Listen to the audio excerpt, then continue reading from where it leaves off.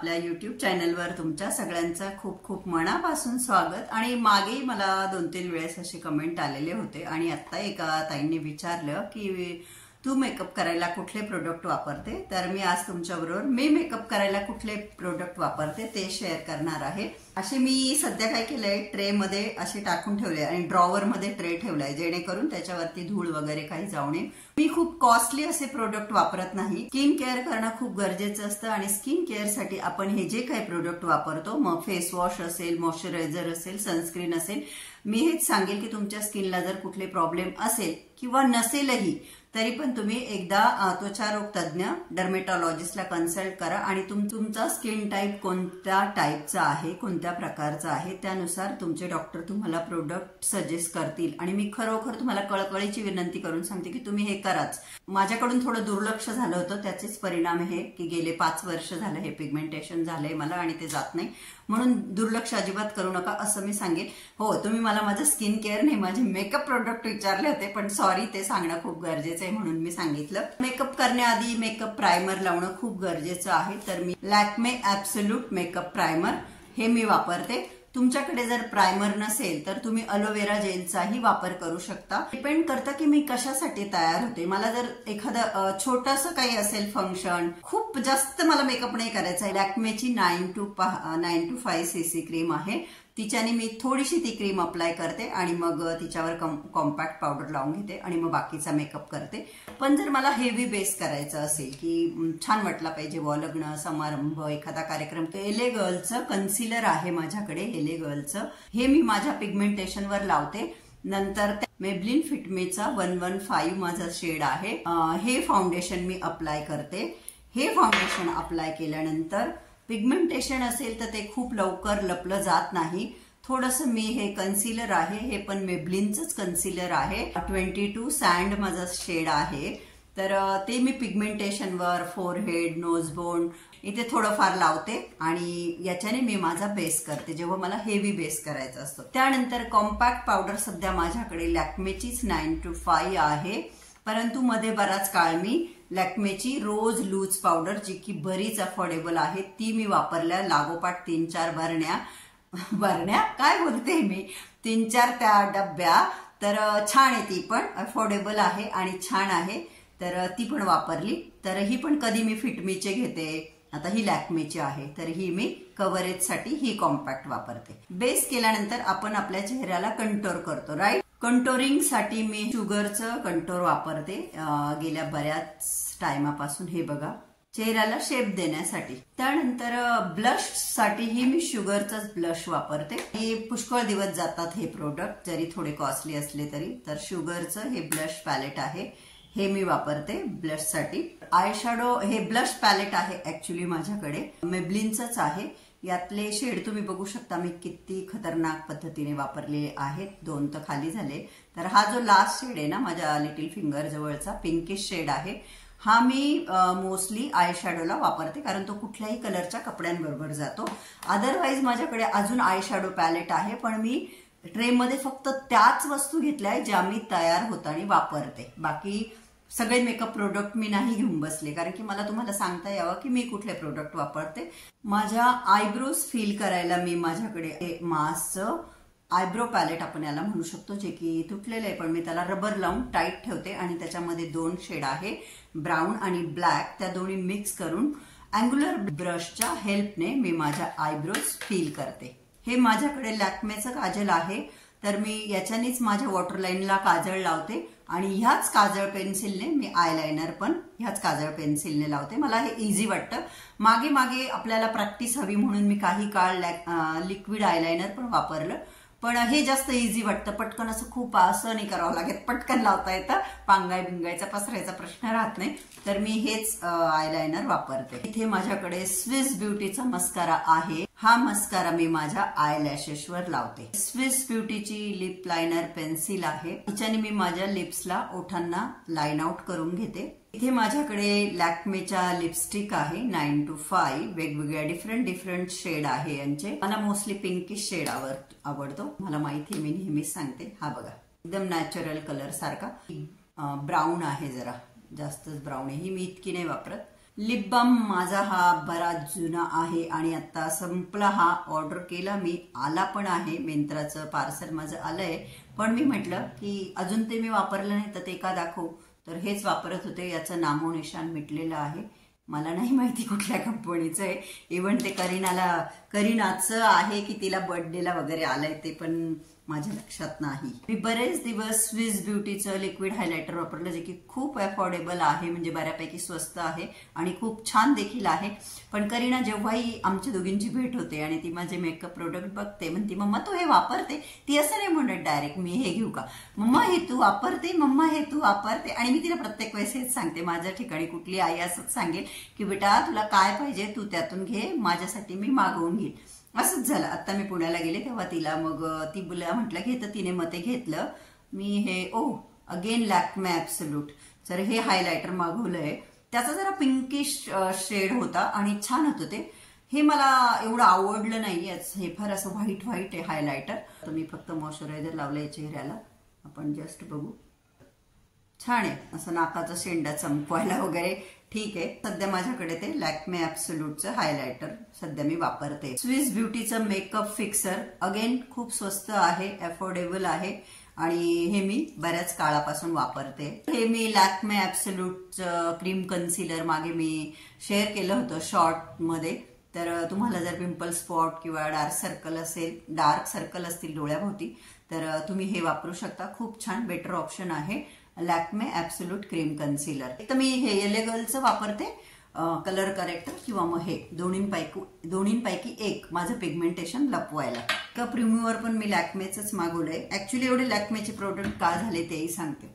आता बघा सध्या जसं मिंत्रावर ऑफर चालू आहे, मी रात्री जस्ट चेकआउट केलं आणि खूप सगळ्या प्रोडक्टवर 40-45% ऑफर होत्या. आणि मला खूप विशेष वाटतंय की मी रात्री मिंत्राचे खूप सगळे प्रोडक्ट ऑर्डर केले आणि मी काही प्राईम मेंबरशिप वगैरे काहीच घेतलेली नाही. आणि आज माझे सगळे प्रोडक्ट आले, अजून मी ओपन नाही केले.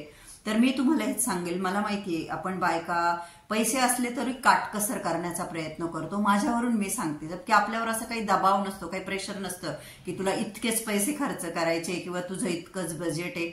असं नसलं तरी आय थिंक की बायकांचा मूळतः स्वभाव असतो थोडी काटकसर करायचा, थोडं कमी खर्च करायचा. माझा तरी ऍटलिस्ट आहे. म्हणून मग मी जेव्हा कधी ऑफर्स असतात तेव्हा मला जे काही प्रोडक्ट पाहिजे म्हणजे संपायच्या आधी पण मी ऑर्डर करून ठेवते. चांगल्या ऑफरमध्ये असलं तर तुम्ही पण तसंच करत जा असं मी सांगेल.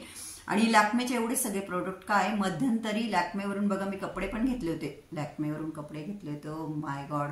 मिंत्रावरून मी कपडे पण घेतले होते जे तुमच्याबरोबर शेअर केले होते. आणि त्याच वेळेस मिंत्रावर खूप ऑफर होत्या आणि तेव्हाच मी लॅक्मेचे खूप सगळे हे प्रोडक्ट घेतले आणि तेच मी सध्या बरेच वापरते. तर हे सगळे प्रोडक्ट मी मेकअपला वापरते. हे एले गर्लचं कलर करेक्टर, कन्सिलर, मेबलिनचं फिट मी फाउंडेशन ज्याच्यात खूप सगळे शेड आहे आणि आय थिंक ऑफरमध्ये बऱ्याचदा ते 350ला वगैरे येतं. तुमचा कुठलाही शेड असेल तुमच्या शेडनुसार तुम्ही निवडून घेऊ शकता. त्यानंतर मेबलिनचंच कन्सिलर, हे 3 फिक्स्ड असतात. बाकीचे सगळे प्रोडक्ट चेंज होत राहतात. कधी मेबलिनचे, कधी लॅक्मेचे, कलर बारचे, कॅलोसलचे, असे हे चेंज होत राहतात. पण हे मात्र फिक्स असतात. तर हे प्रोडक्ट मी मेकअप करायला वापरते. दुसरी गोष्ट, मला आज 2 मैत्रिणींचे कमेंट आहे. एका मैत्रिणीचा असं होतं की लहान मुलं त्यांचे पप्पा त्यांचे लाड करता, कुरकुरे वगैरे घेऊन देतात, ते माझं ऐकत नाही तर मोठे होऊन ते माझं ऐकतील की नाही असं माझ्या एका मैत्रिणीला टेन्शन आहे. आणि दुसऱ्या मैत्रिणीचं म्हणणं की मोठ्या मुलांशी कसं वागायचं त्याबद्दल सांग. छोट्या मुलांचं पहिलं हे सांगेल, मी या गोष्टीच्या खूप विरोधात आहे. लहान मुलं जे फास्ट फूड खातात, हो आता काही आया देत असतील ते म्हणतील की बाई सोनाली तुझ्या मुलांनी नसेल खाल्लं, पण आमच्या मुलं नाही ऐकत. मी मागेही सांगितलंय की माझ्या माझ्या भावांचे पण छोटे छोटे मुलं आहे. काय होतं, मुलांना एकदा सवय लागली ना मग ते नाही ऐकत. तर मी या मताची काही सवयच लावू द्यायची नाही. साधं आणि सिंपल उदाहरण सांगते मी तुम्हाला. माती ओली असताना आपण हवा तसा तिला आकार देऊ शकतो. त्या मातीपासून आपल्याला गणपती बनवायचा आहे, हत्ती बनवायचा आहे, मारुती बनवायचा आहे, जे काही बनवायचं आहे, चूल बनवायची बनवू शकतो. पण एकदा ती माती वाळली तर आपण तिचा आकारात चेंज नाही करू शकत. हे खूप सिंपल साधं उदाहरण आहे. मुलांना जर घडवायचं असेल तर लहानपणीच त्यांच्यावर योग्य ते संस्कार झाले पाहिजे. भले आपण किती बिझी असू, वर्किंग असू, हाऊसवाईफ असू, घरात खूप काम आहे, जॉईंट फॅमिली, काही XYZ, त्याला काहीच ऑप्शन नाही. तुम्हाला तुमच्या मुलांना वेळ द्यावाच लागेल. आपले मुलं कसं बोलताय, कसं चालताय, जेवण करायला बसताना ते कसं खाताय, त्यांना वेळेवर झोपवणं, वेळेवर उठवणं, वेळेत त्यांना आंघोळ घालणं, वेळेवर त्यांना तयार करणं, ह्या सगळ्या गोष्टी एक डिसिप्लिन लाईफ म्हणतो ना. मुलं लहानपणापासून जन्माला आल्या आल्या लहानपणी आपल्याला सगळ्या त्यांच्या ह्या गोष्टी कराव्या लागतात.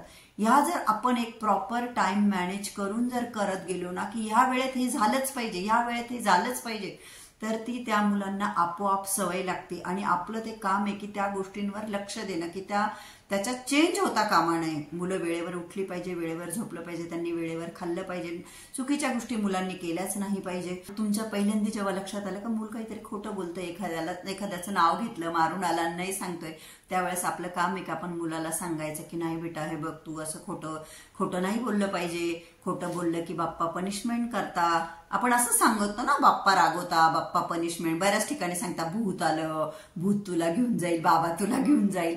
त्याच्यापेक्षा मी असंच सांगते की देव, भगवंत, आणि याची जाणीव मला असं वाटतं की लहानपणापासूनच आपण मुलांना करून दिली पाहिजे, की आपण जे काही कृत्य करतो, जे काही कर्म करतो, जी काही ऍक्टिव्हिटी करतो, ती सगळी देव बघत असतो, भगवंत बघत असतो. आणि शेवटी भगवंताच्याच हातात आहे की आपल्याला कसं लाईफ द्यायचं, आपले स्वप्न पूर्ण करायचे की नाही करायचे, प्रयत्न आपल्यालाच करायचे असतात. I know. पण आपण लहान मुलांना हे सांगितलं पाहिजे की तुझी प्रत्येक गोष्टीची नोंद ही भगवंताकडे होते आणि ते भगवंतच आहे ते ठरवणारा पुढे तुला कसं लाईफ द्यायचं.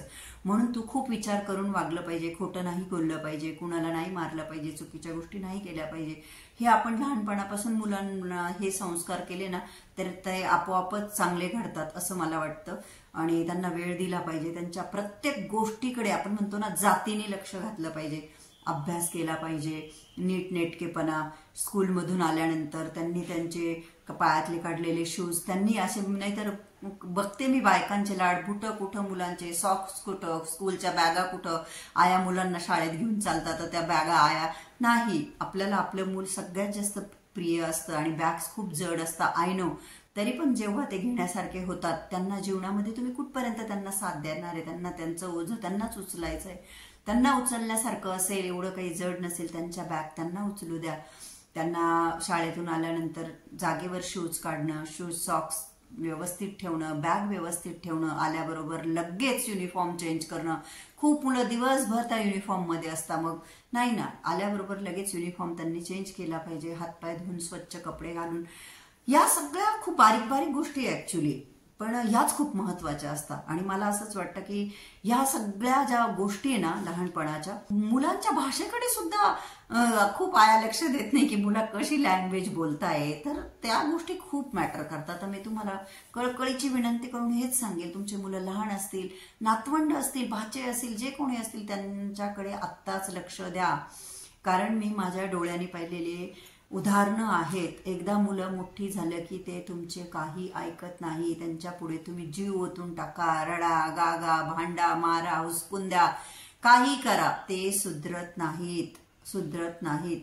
खूप क्वचित असतील जे सुधरत असतील, पण मग शेवटी काय नाईलाज होऊन जातो. तर वेळ निघून गेल्यानंतर पस्तवण्यापेक्षा वेळेतच आपण ऍक्शन घेतलेल्या बऱ्या.